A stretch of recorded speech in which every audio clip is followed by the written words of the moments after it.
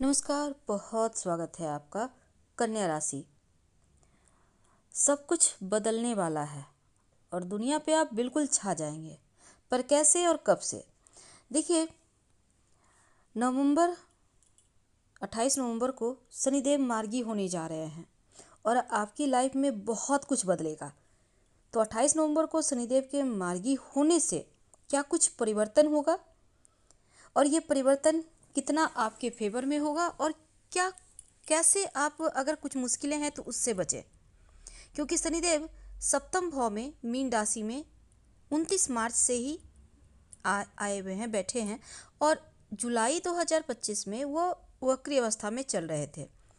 तो जुलाई से वक्री अवस्था में थे और वर्तमान में भी वक्री हैं, लेकिन 28 नवंबर को शनिदेव मार्गी होंगे और आपके गोचर में अगर हम बात करें तो आपके सप्तम भाव में मीन राशि में बैठे हैं। तो मीन राशि में सप्तम भाव में शनिदेव का मार्गी होने से आपके ऊपर इसका प्रभाव क्या होगा, ये वीडियो आपके लिए बहुत खास है। वीडियो के अंत तक बने रहिए और ये प्रेडिक्शन चंद्र राशि पर आधारित है। वीडियो अगर पसंद आएगा तब लाइक कीजिएगा, चैनल को सब्सक्राइब कीजिएगा और कमेंट में हर हर महादेव जरूर लिखिएगा। तो चलिए समझते हैं कि सप्तम भाव में शनिदेव का मार्गी होना, देवगुरु बृहस्पति के नक्षत्र में चल रहे हैं और देवगुरु बृहस्पति की राशि में भी बैठे हैं, तो क्या फल देंगे? वैसे अगर आपकी कुंडली में दशा अंतरदशा के अनुसार ही शुभ अशुभ फल मिलता है, लेकिन गोचर के अनुसार करीब 70% आपसे मैच जरूर करेगा। तो देवगुरु बृहस्पति और शनिदेव दोनों ही की ही बात करेंगे, क्योंकि शनिदेव आपके लिए सप्तम भाव में और देवगुरु बृहस्पति एकादश भाव में बैठे हैं। तो कन्या वालों, शनि गुरु की दशा अंतरदशा अगर चल रही है शनि और गुरु की, तो ये कुंडली आपके ऊपर बहुत हद तक मैच करेगा। तो चलिए समझते हैं।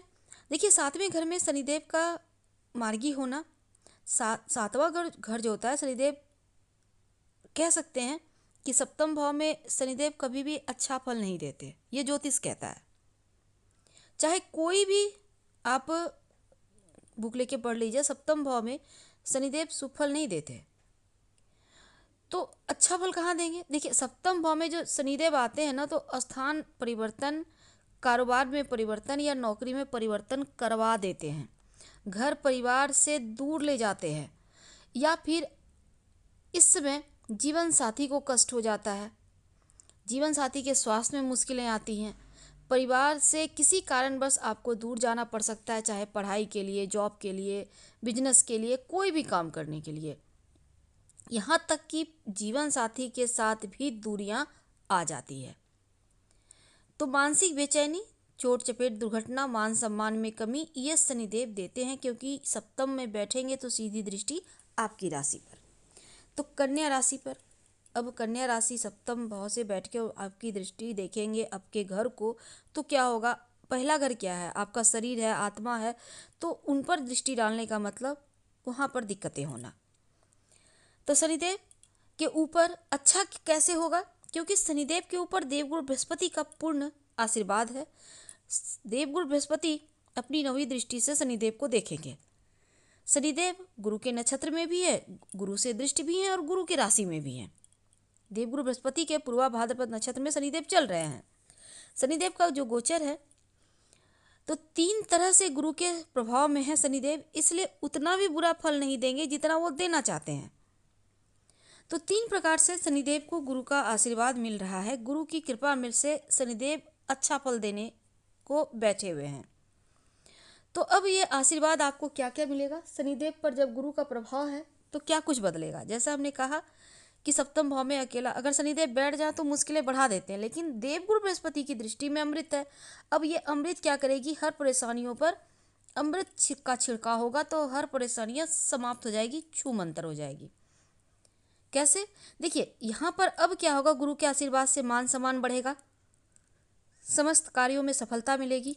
जॉब के लिए प्रयास कर रहे हैं, जॉब प्राप्ति के योग बनेंगे, नई जॉब मिलने की संभावना, नौकरी में तरक्की, प्रमोशन के योग, बिजनेस में लाभ, कारोबार में अच्छा चलेगा, सरकार की तरफ से आपको सहायता मिलेगी। खासकर अगर आप सरकारी चीज़ों में इन्वॉल्व हैं, सरकारी नौकरी करते हैं, सरकार से जुड़ा कोई काम करते हैं, तो आपके लिए बढ़िया है। देवगुरु की कृपा से एक और अच्छी चीज़ होगी कि संतान प्राप्ति का शुभ योग बनेगा, संतान प्राप्ति के योग बनेंगे और संतान है तो उनका डेवलपमेंट होगा। साथ ही घर में कोई शुभ मांगलिक कार्यक्रम हो सकता है, यानी इच्छाओं का पूर्ण होना यहाँ दिखेगा। नए नए मित्र बनेंगे, जीवन में किसी मित्र का आगमन हो सकता है या फिर लव का आगमन हो सकता है, जिनके साथ आपको अच्छा फील होगा, सपोर्ट मिलेगा। कोर्ट कचहरी के मामलों में आपको राहत मिलेगी।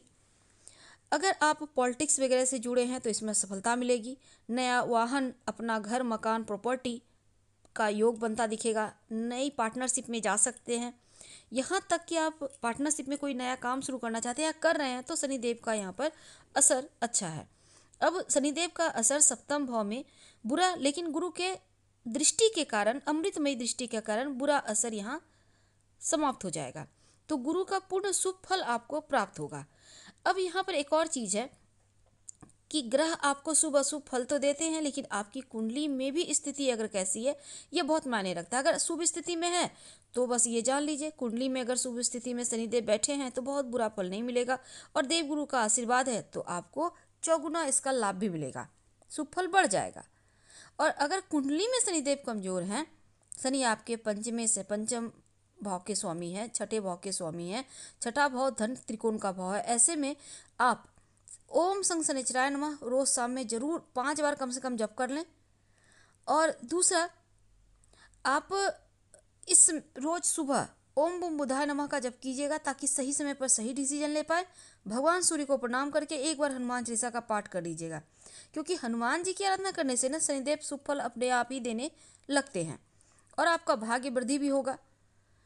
अब सबसे अंत में हम आपसे कहना चाहेंगे कि आप डरिए मत, क्योंकि शनिदेव उतना भी बुरा फल नहीं देंगे, गुरु की दृष्टि में है। हम आपसे विदा लेते हैं। जानकारी अच्छी लगे तो लाइक कर, सब्सक्राइब करें, शेयर करें, कमेंट करें। धन्यवाद।